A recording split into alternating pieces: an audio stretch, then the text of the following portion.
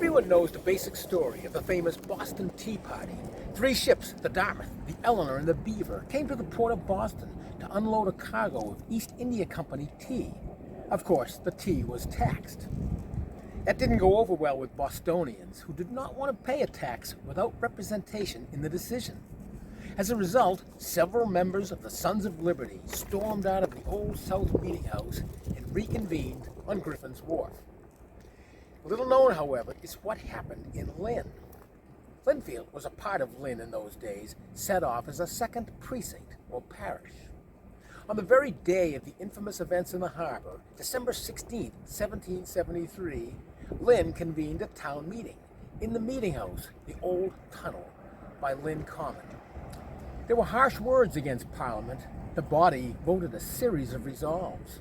Those in attendance agreed that the colonials had a right to freedom and an exemption from oppression and slavery.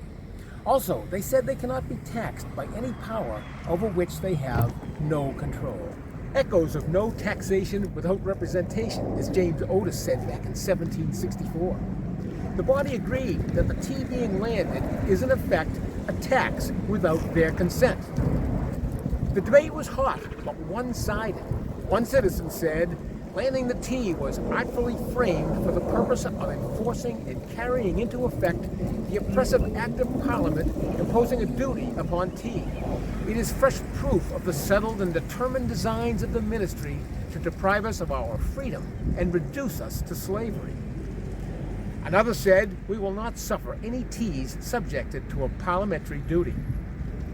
The town meeting resolved that it was ready to stand to assist our brethren in Boston or elsewhere, whenever our aid shall be required in repelling all attempts to land or sell any tea poisoned with a duty.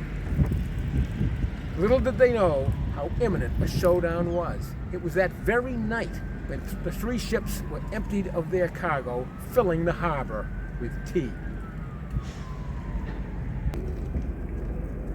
It didn't end with a simple town meeting vote, though.